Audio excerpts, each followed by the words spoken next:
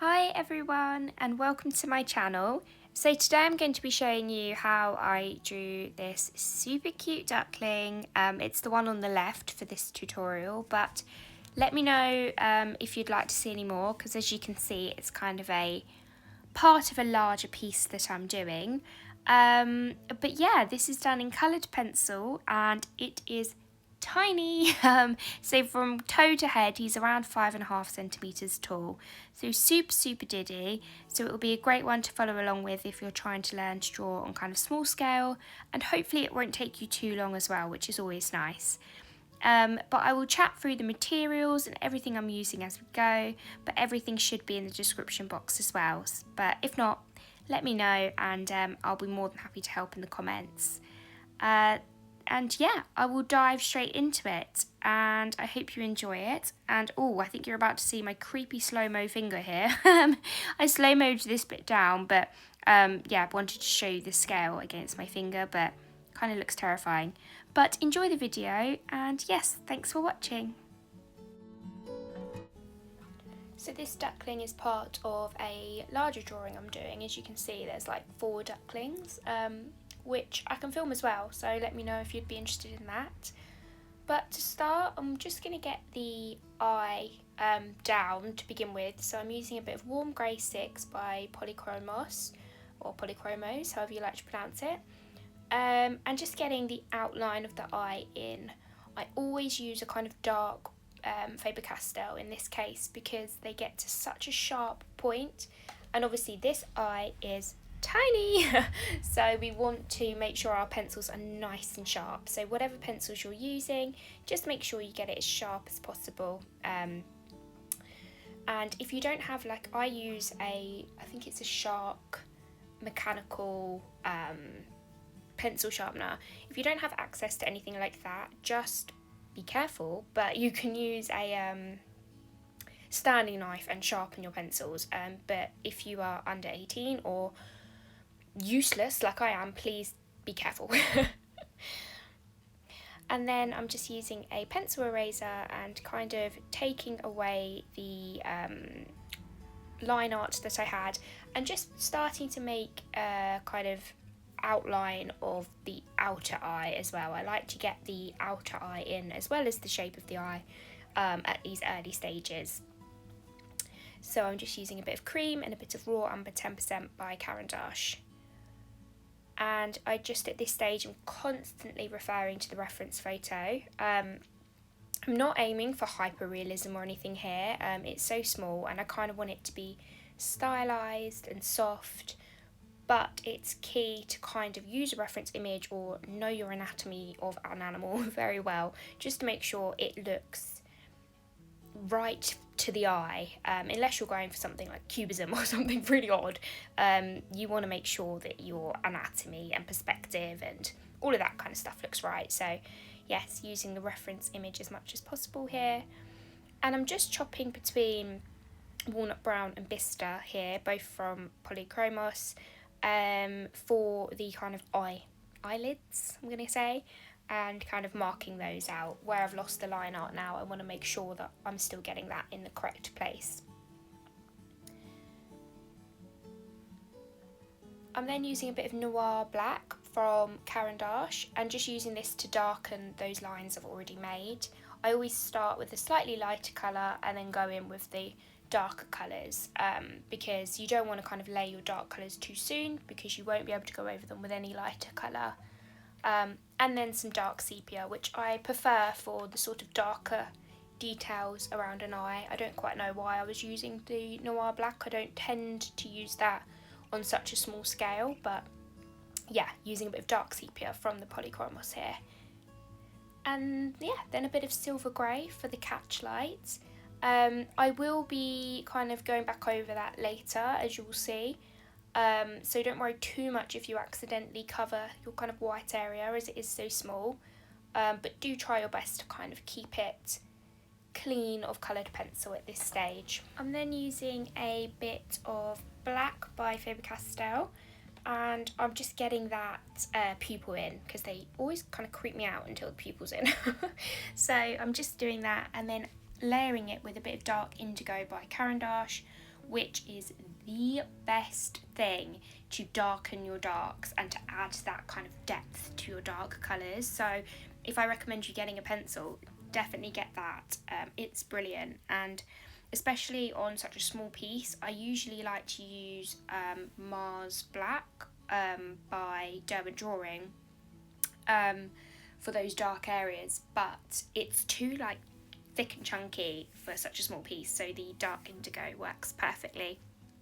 And yeah, as you can see, I'm just chopping and changing between pencils here. I've tried to list them all in the side, but I'm now using the Museum Aquarelle White, which I forget who I saw use it. I think it might have been Ruby Wellstead, and it is so good. It's brilliant if you wet it a bit as well, because it is actually a watercolour pencil. But yeah, for your whites, it's handy there. But I will be going back and whitening the catchlight on the eye later. But for now, I'm just getting some detail into that beak. So just using a bit of Warm Grey 3 by the Polychromos, and laying some Silver Grey by the Caran Dache and a bit of the Pink White by the Caran Dache as well, because both of these, well, the beak has kind of a hue of baby pink and baby blue under it, which is really sweet actually. And yeah, I'm kind of chopping and changing between those two to get the base in. And whilst I draw the beak, because basically here I am just going to be switching between some greys and sort of browns and pinks and blues, just to build up the tones and colours, but I will kind of go back to the beak later. But if you're following along, you may see things that I don't and things like that, so just kind of add what you like, I guess, in this stage. But I do recommend putting those kind of light colours down first, and yeah, using your sort of pinks and blues there as well to give it that realistic effect. And yeah, basically what I was going to say is I'm using quite a few different pencils here. I tried to limit it as much as possible, but if there's sort of any pencils you don't have, don't like stress, you can replace it with anything you do have. Just try and make sure the depth of that colour is kind of correct, even if the colour's not quite right. So if I'm using Warm Grey 3, you can use Cold Grey 3, it really doesn't matter, but just make sure it's kind of a similar tone. And yeah, if you don't even have a single cold grey or whatever, just make sure it's as similar as it can be. But I appreciate that pencils are expensive and you may not have access to all of these things, and you really don't have to go out and buy them all to achieve the same kind of result, because yeah, appreciate that that's quite a lot of money. But hopefully you can kind of see me chopping and changing between pencils, and hopefully you have something similar in your stash that you can utilise. Yes, basically what I'm saying is I've built this collection for a very long time, so just use what you can. And yeah, now I'm using a bit of Warm Grey, just kind of blocking in those darker areas of the beak, but I will be adding darker colours upon it in a bit. And then taking some Pink White again. Absolutely love this from Caran Dache. I really love the Pink White and the Silver Grey. I use them so often because they really do have that kind of undertone that you may want for lots of different pieces. And then going in, like I said, a bit darker now with the Cold Grey 6 by Faber Castell.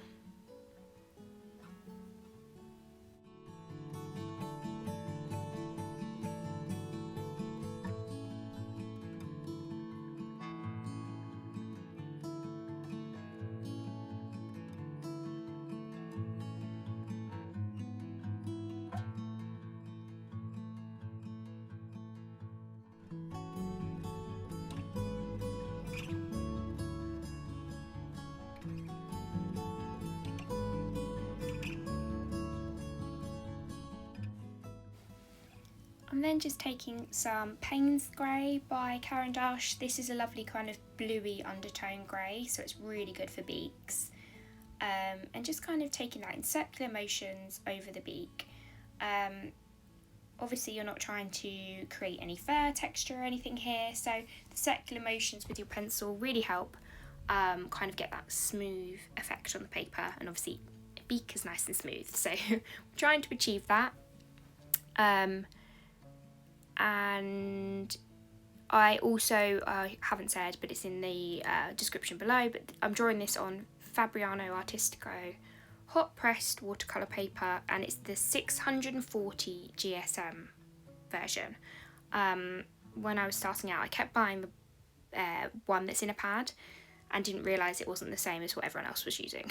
So yeah, I'm using that, but to be honest, I don't notice a massive difference. So if you want to save your pennies a little bit and it's a lot easier to find, the pad I think is just as good generally, so you can use that. I'm then taking some Blueish Pale here by Caran Dache, the Pablos. I absolutely love these Pablos, they're brilliant. I only have a few, but I kind of got the ones that are the most utilised within nature, I don't know, but yeah, I got that, and they look so bright, but it's amazing how often they do appear in your kind of wildlife art. And then I'm just taking some dark sepia and darkening up the beak again. I'm now just adding the detail of the nostril. It's amazing how just adding that, it kind of brings the beak a bit more to life. And then yeah, just carrying on with warm grey 4.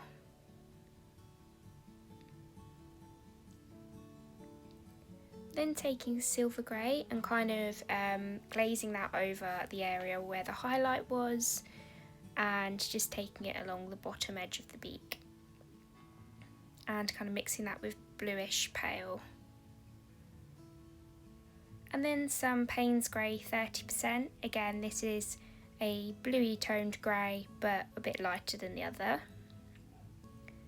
And then some more dark sepia.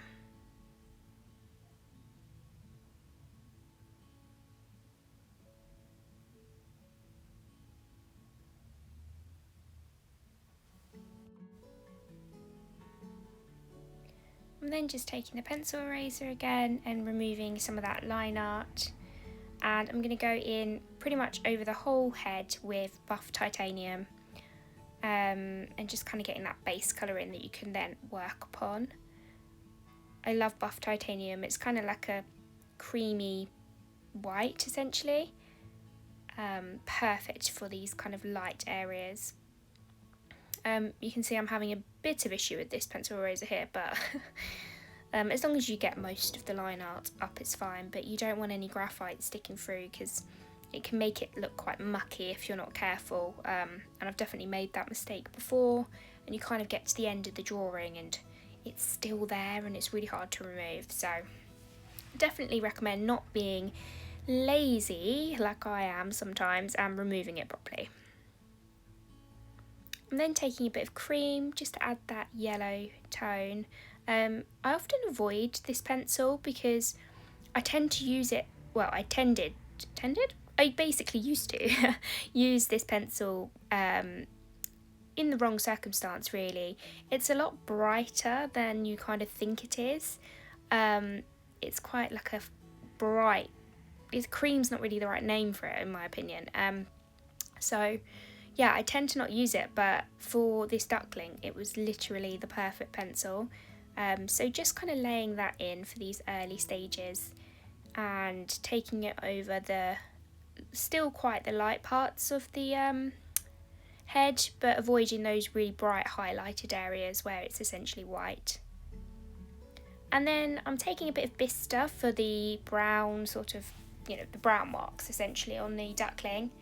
And kind of almost doing little fur motions or feather motions, but obviously this is so early on that you don't have to worry too much about the texture you're using here, but just keep the pressure nice and light. And here's a good point to kind of mention, when you first start drawing as well, you sometimes look at your drawings and you're like, I am so bad at drawing, like what is going on, and everyone else's looks perfect.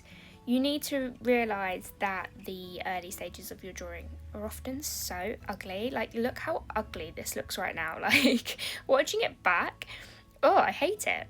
but obviously we know it turns out quite cute in the end, so you just need to build these layers and get through the ugly stage and not kind of let it demotivate you. And yeah, just taking some Olive Brown 10% by Caran to build upon the yellow areas a bit, and then some Naples Ochre. Like I said, you don't need to use all of these, you can probably just use cream and achieve what I've done here really, to be honest, but I'm very much a layering lots of colours kind of person. I'm then taking some light ochre in the Pablos again.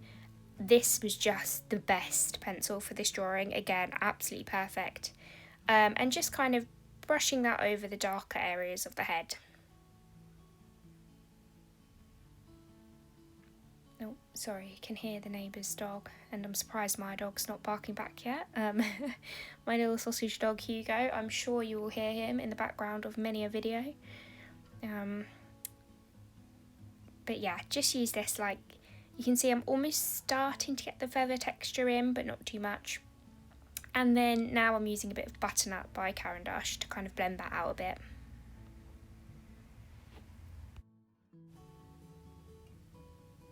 Still just using Butternut here to blend out some of the harsher lines I've made.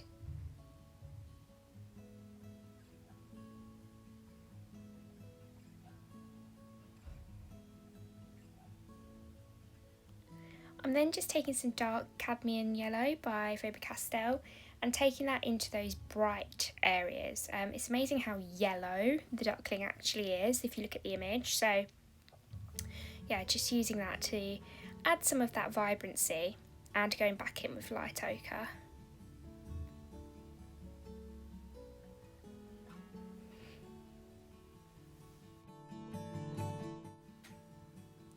And then just taking some Butternut again to kind of go around the eye. Apologies if you can hear a crackling in the background. I've had to put the fire on because it's so cold. And then I'm just taking buff titanium and taking this down the chest of the duckling, just trying to get a bit more surface area covered at this point before I add too much detail. I kind of, depending on the piece, but especially on something this small, I like to kind of work on a larger area than just kind of completing the head and having everything done on the head first, if that makes sense. So adding detail across the whole bird essentially. So now I'm just taking some cream and doing some sort of back and forth motions with that. I'm adding texture a bit quicker on this because obviously it's a light area of the bird, so there are going to be less layers put down. So yeah, just using a bit of cream.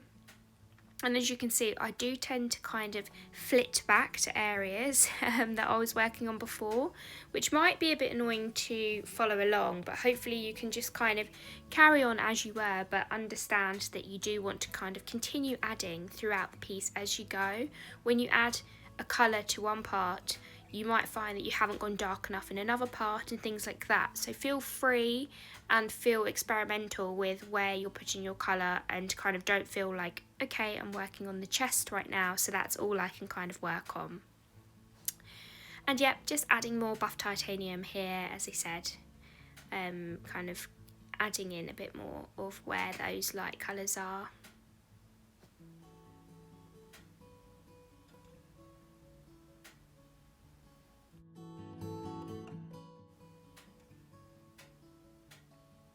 I'm then just taking some Bistre and putting that in the brown areas of the bird. Bistre works really well in this piece. It's the perfect level of brown, but also a kind of orangey hue, or I guess maybe not orangey, but it's got a warm hue to it, so it works perfectly.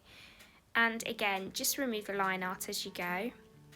As I mentioned earlier, I'm not going for photorealism here, so I've kind of marked in roughly where the sort of pattern is on the duckling, but I'm not going to try and do it perfectly. I'm just going to kind of... Oh, that's my dog's getting annoyed in the background. That's Hugo. I'm just going to make sure that there is kind of a pattern, but I'm not too worried exactly where that is. But yeah, just using Bistre to get that markings in. Does anyone else's dog moan like that when you are talking when they're trying to sleep? He's absolutely outrageous.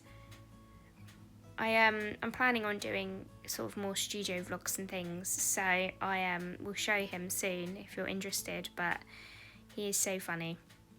I'm then taking some Van Dyke Brown and just adding that where I added the Bistre earlier, and then I am back to adding Bistre. See, I mean, that was a bit random. I obviously just felt like it needed a little bit of darkening on the head at that point.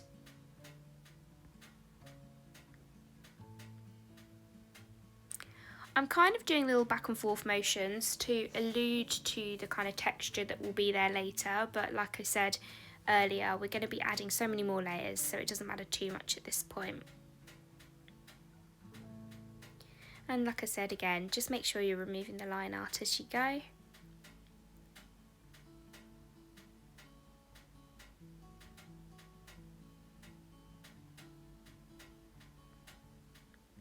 I'm then just taking some Naples Ochre by Caran. It's a lovely kind of light yellowy colour again, and it's perfect to kind of add to these parts, and then just a bit more buff titanium.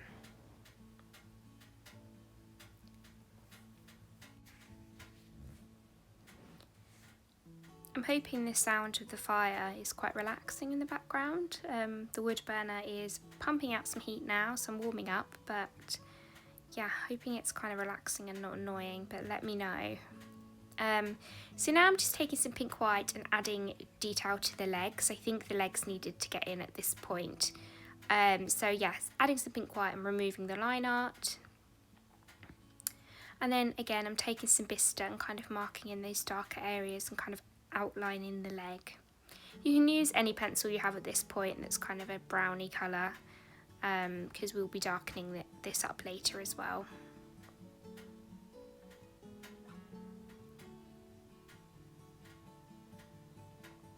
The feet have quite a lot of yellow undertones, so I'm just laying a base of butternut to get that in.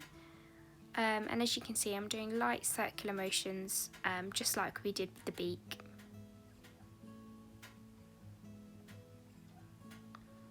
And then I'm just taking some Nougat. Again, it's a nice light brown, and it's very neutral. It's not too warm, it's not too cold, so it's perfect for what I could see on the feet. And just adding the detail down the middle. Again, if you struggle with drawing legs and things like that, because I think it's quite easy to get a bit overwhelmed, just zoom in on the leg, and what I sometimes do, which I haven't done here but you can do, is zoom in on the leg and turn it upside down, and then turn your drawing upside down too, and it really makes you look at the shape of the foot and the things you're seeing rather than seeing it as a duck's foot, if that makes sense. So sometimes it can get a bit complicated because you're trying to work out what a foot looks like. If you're just copying from what you can see in front of you, it makes life a lot easier. So that's a little tip you can do. But to be honest, because this is so small, as I've said before, just get the shapes in, just get where it's dark in, get the highlights in, and you'll be amazed how something that doesn't really look like a foot suddenly becomes a foot. So yeah, just using little circular motions and marking in those darker areas here. And getting their little claws, toenails, whatever you want to call them, in as well.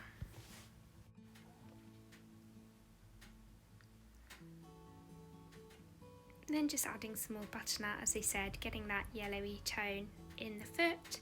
And then I think it needs a bit more darkening up, so I take a bit of the light ochre in the Pablos again, which you've used on the head, and it adds a bit of cohesion to the piece. The top of the leg has a pinky hue, and the pink white wasn't quite cutting it, so I added a bit of burnt sienna on top of that as well, burnt sienna 10%. And then I took burnt sienna by the Polychromos and added that kind of warmer tone to those areas I put the Nougat earlier. Oh, the dog's just jumping on my lap. Hello, mister. And then I'm taking some burnt umber, which is a nice dark brown from the Polychromos, and adding a bit of detail with that.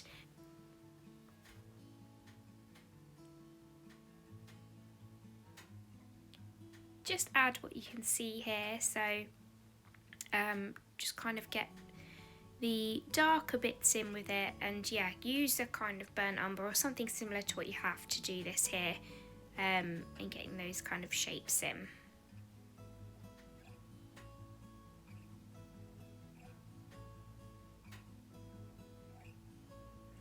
Then I'm back in with the light ochre and going under that burnt umber that we just placed. If it looks a bit messy at this point, don't worry about, you know, you can kind of use an eraser to knock it back. I feel like underneath the foot a bit, it looked a bit messy, but you can always use your mechanical eraser to remove some of that markings that you've made. And now I'm just going in with some dark sepia to darken those areas. It's brilliant for this. I really do like the dark sepia for adding these dark detailed parts.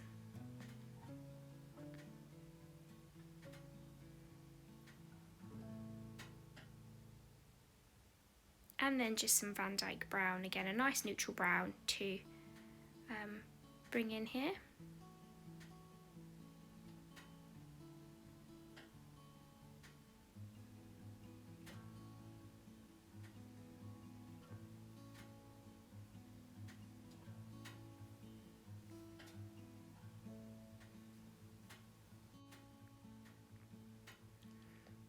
So this is slightly sped up, it's about 1.5 speed.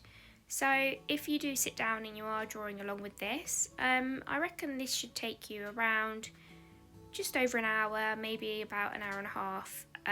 Obviously this video is an hour, but if you're following it, it should be a little bit quicker because the colours and everything's sorted for you. But it's sometimes nice to sit down and do a piece that's a bit quicker, especially with coloured pencil, as we know how long it takes.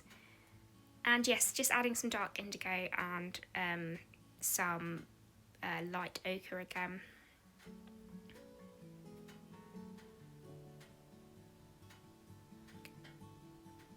As you can see, and I said earlier, I do chop and change quite a bit through pencils, and recommend you do the same. And you know, don't stress about following me like for like, just kind of go along with what feels right to you at the time and what, you know, is happening on your page. Oh, sounds quite philosophical. And then I'm just adding some sort of Van Dyke brown, and started adding to the other leg and then went back. But yeah, start working on the next leg, and I'm using some brown ochre 10% here because it's a little lighter than the other. And brown ochre 10% is a brilliant shade. It's a very neutral, kind of creamy brown, I guess. So yeah, just laying that on the whole base to create the foot, and then removing some of the line art again as I see fit, and going back in with the brown ochre 10% just to mark out the outline of the foot and the whole base. And then using some light ochre again to get that yellowy tone within the foot.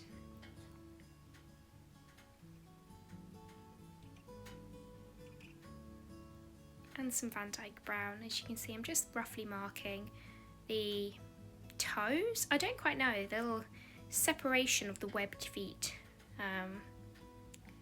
They're so cute, ducklings. Like honestly, I do think they're probably one of the cutest animals on the earth. I always had little ducks and things growing up as a kid and absolutely loved them. I had a duckling like this, which is, I'm guessing, just a mallard duckling. I rescued him from my village. He was kind of left by his mother, and probably rightfully so because he ended up passing away a couple days later. But he was called Tyrion and I loved him. But yes, I had lots of ducklings as a kid, and it was quite nice and nostalgic drawing this drawing. But yeah, just adding some Van Dyke brown here for the details.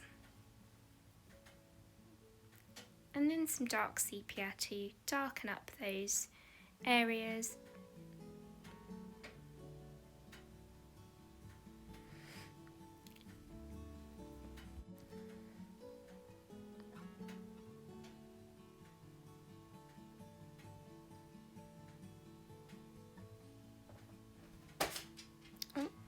That's my dog jumping off the sofa rather loudly. And his little tippy tappy toes on the floor.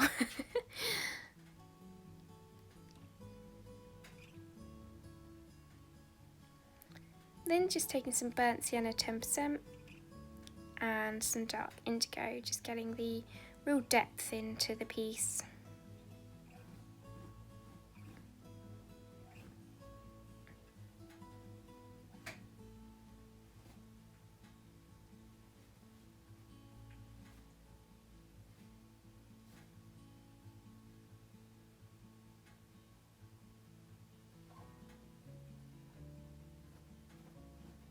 He's now digging on his bed. Apologies for that. But he looks like he's settled now. And I'm just continually adding the Van Dyke Brown here to get the outline and the shapes and everything correct.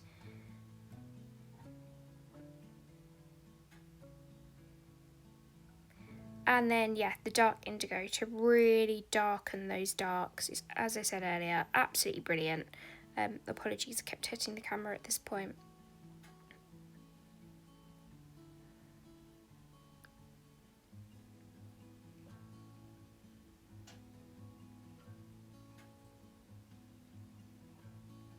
I'm then taking some cinnamon, so I'm moving on from the legs. I'm kind of happy with what they look like for now, and we can go back to them later.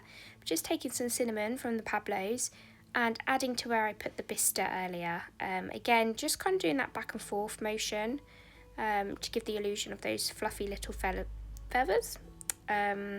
So yeah. And then I start adding it to the body as well. If you're drawing along and it's going a bit too fast, just feel free to pause it and sort of catch up to the sort of stage you're at the moment.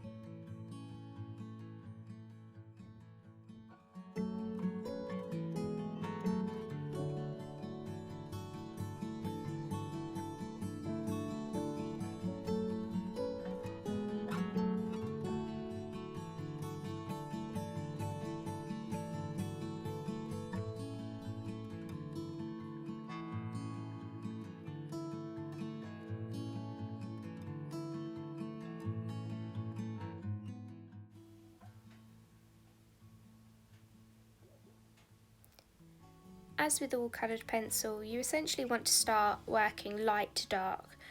So that's what I'm basically going to be doing for the next foreseeable on this drawing. I've laid in those kind of light colours. I'm going to gradually be darkening them up, and then also kind of adding some highlights.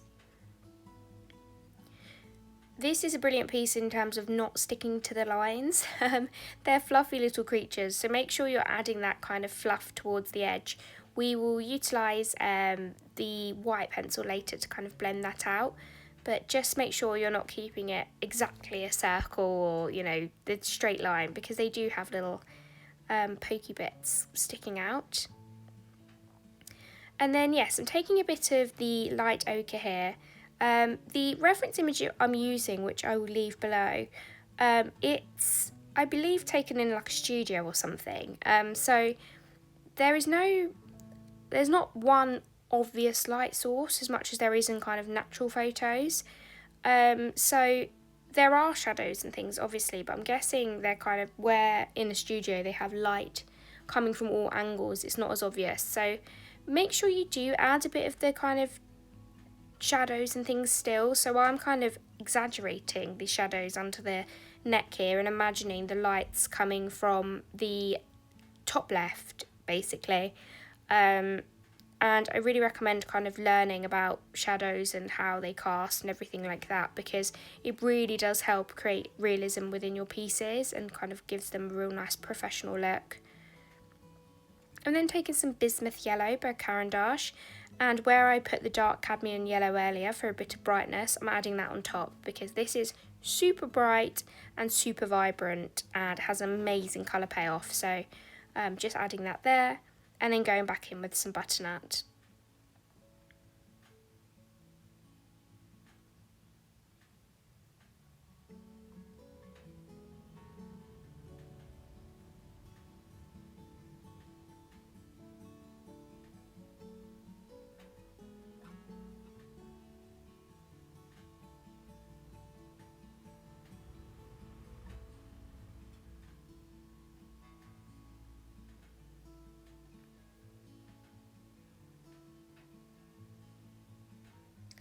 Then going back in with cream in those lighter areas, I realised that I didn't want them quite as light as I'd left them, so adding cream there.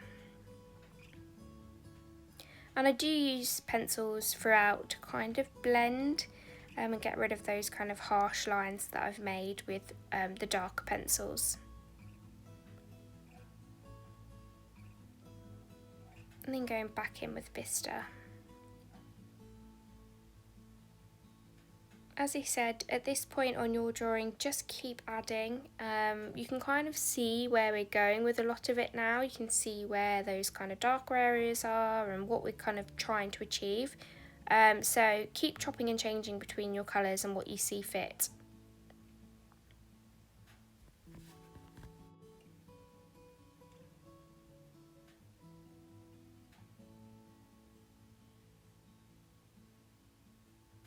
I'm then using some Bistre to darken up the yellowy areas, and going over where I went earlier essentially and kind of darkening it up a bit. As you can see, it looks a bit mucky, but it's amazing that soon that will kind of start looking better. So if yours is also looking like this, don't stress, we will get there, I promise. So yeah, just kind of back and forth motions to show that fluffiness.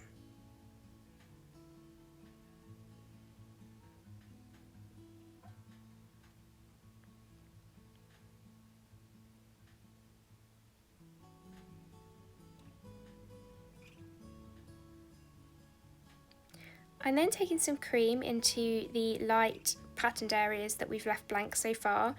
They aren't exactly white, so I didn't want them left just like the colour of the page, but just added some cream there. And then I'm taking some Museum Aquarelle White again and taking that over those highlighted areas on the face, and kind of blending those light areas.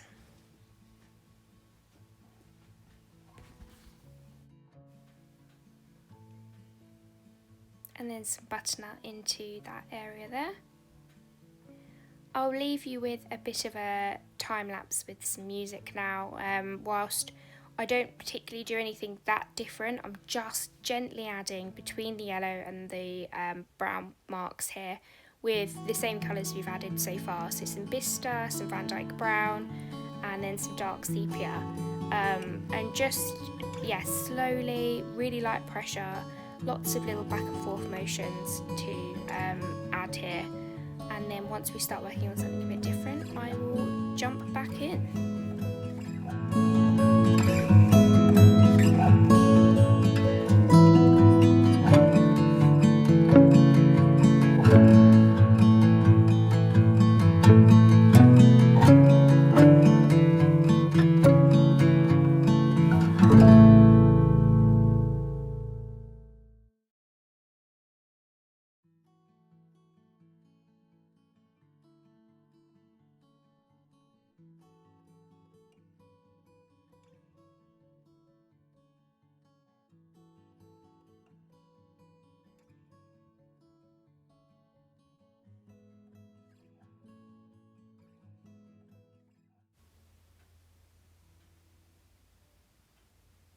I'm just taking some Naples Ochre here, and as you can see I'm kind of blending it over the edge. I do this quite a bit for the rest of the drawing, but I'm basically blending between the light and the dark areas and between the kind of duckling and the page, and it really helps give that really fluffy texture. And then yes, I'm in with sepia now to really darken those brown areas. And you can start seeing it come to life now. It's still a bit mucky and it's not quite there, but you can really see adding the depth and going dark really does help.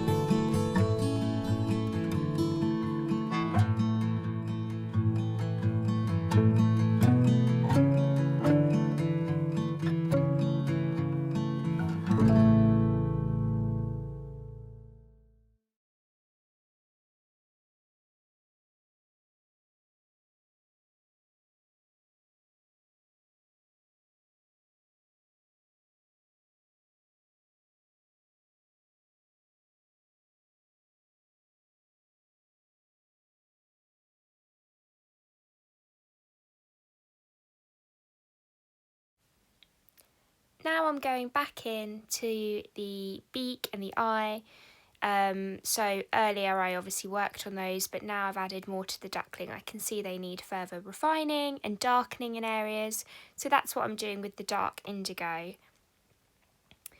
I'm then taking some Sepia 50%. This is a brilliant sort of neutral brown colour, and adding that onto the beak as well.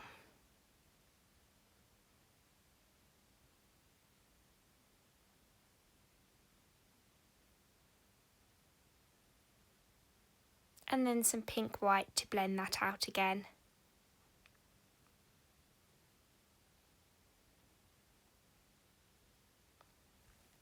And then I'm just blending the beak with the rest of the head using a bit of cream and then a bit of brown ochre 10%. I really am kind of glazing / blending, I guess, with the brown ochre here. And now I'm taking a white gel pen. I really don't like using a white gel pen too often in my work, but where this piece was so tiny, it really did help get that kind of catch light in. So I always brush it off on a separate piece of paper first and get the main majority of the gel off, and then I really gently put it on the page.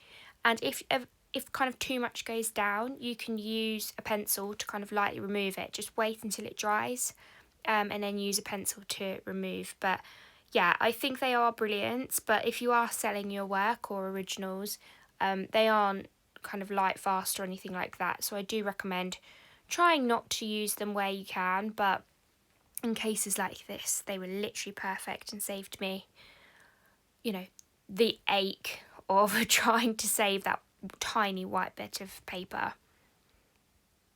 You could use the Museum Aquarelle White actually, especially if you wet it. That works really well too, but I opted for the gel pen in this case. And now I'm just going in with Nougat and laying that in certain areas, and then taking the raw umber and using that in the shadowy part of the neck where obviously light isn't reaching essentially. And yeah, I'm just going to continue refining as I was before, so I will leave you with a bit of music to follow along with, and I'll jump back in soon.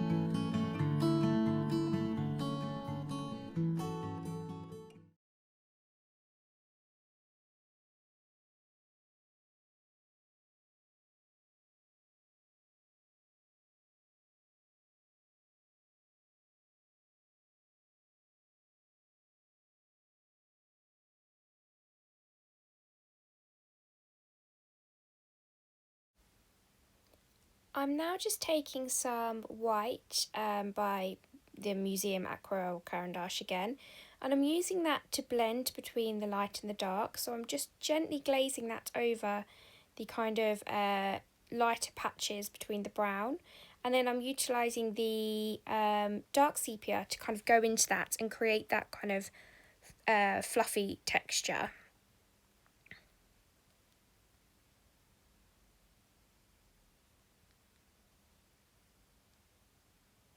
And then adding some of that around the eye again, and then onto the top of the head. And now I'm going to take the slice tool. I have the really annoying one that doesn't stay out, essentially. I have the one that's mainly for opening boxes and things. So don't get the one I got. Well, if you want to get one, get the one that I'm leaving in the description below. But yeah, that's why mine has all that quite disgusting looking sellotape on, but as you can see, it just lifts out some of that top colour of, you know, the top layer of pencil, and it kind of adds that fluffy texture, nice and easy, but used with a really gentle hand. That was a mistake I made when I first started using the slice tool a while ago. I definitely was using it with much too heavy pressure. And now I'm just going back in, brushing over with Bistre, trying to add that soft texture essentially. So going back and forth with tiny little motions really adds that.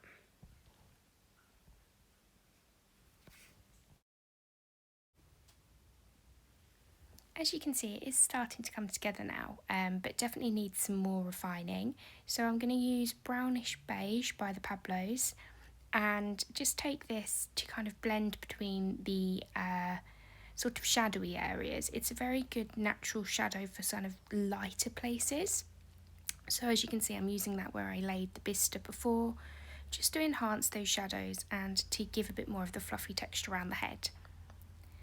And then some dark indigo to darken those darks. I haven't pushed the values enough yet. I think it's still looking a little flat. So I took this just to start, getting the depth in.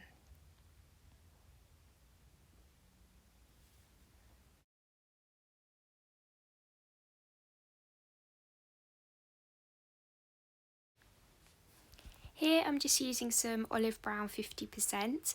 It's a green toned brown and it's perfect for this lower part of the duckling. If you look at the reference image, you can see there is a kind of green tone to the shadow there.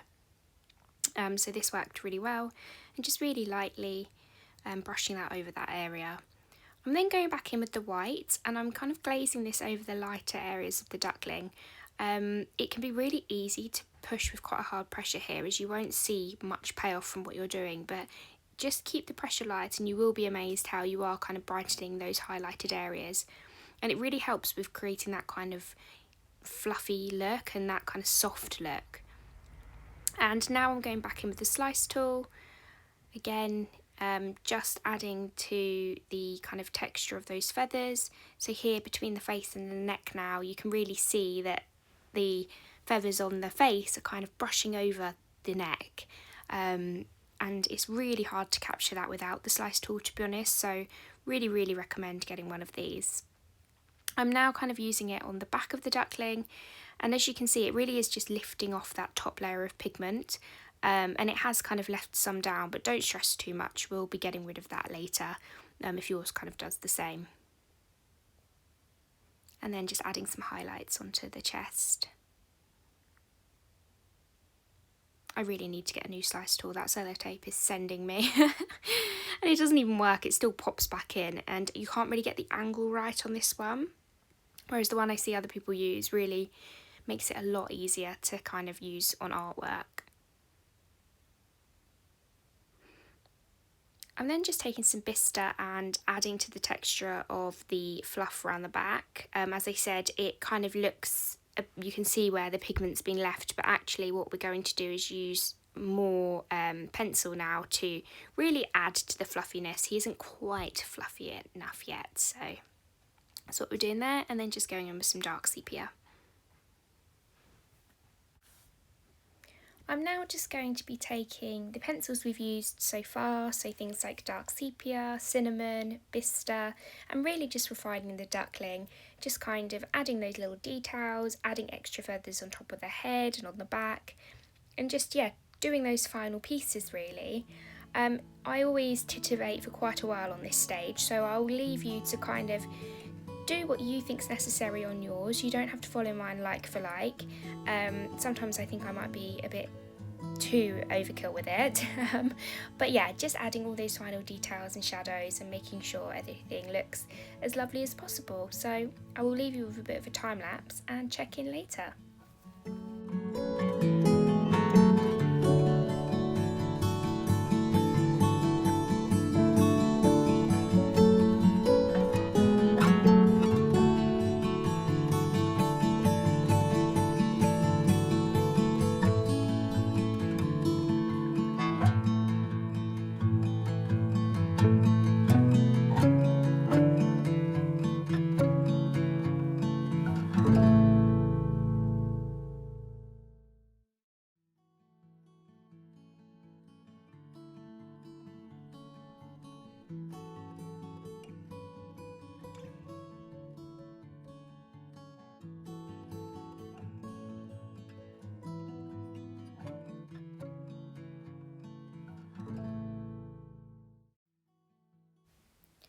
I do, when I sort of lay those feathers that are sticking outside of the duckling, what I do is I take the Bistre or whatever I may use, and then I kind of blend softly with a light pencil. So here I'm using pink white, but you can use any white or a light colour that you have.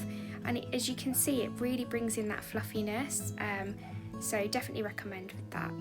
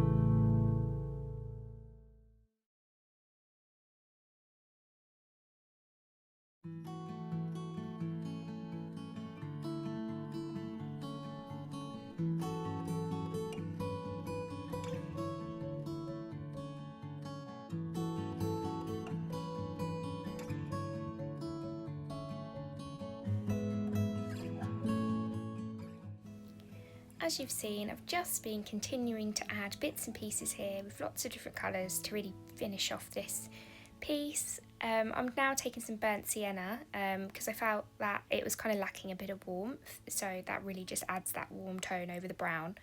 But yeah, I'm going to be continuing just adding little bits and pieces here really. There's not going to be any new techniques or anything different. It will just be kind of finalising. I will take a bit of a Pablos, I think it's light beige, and add a little bit of a shadow under the duckling, but as this isn't, I've got, you know, the rest of the piece to finish, I'm not kind of finishing off with that shadow, but I did add a little bit for you to see, and yeah, adding a bit of Naples Ochre to kind of blend out again. But I hope you've enjoyed drawing along with me on this little duckling. I think he's so cute and I'm really looking forward to drawing the others. Let me know if you'd like to see the others, or check out my Instagram, which I will leave below. I'm just kind of starting with Instagram really, and trying to be a bit better at showing my artwork on there. So definitely give it a follow and a like if you fancy. And yes, I will be trying to get up as many videos as possible really, so leave a comment and let me know if there's anything you'd like to see from me. And yeah, I will leave you with a time lapse, and thank you so much for watching. Bye!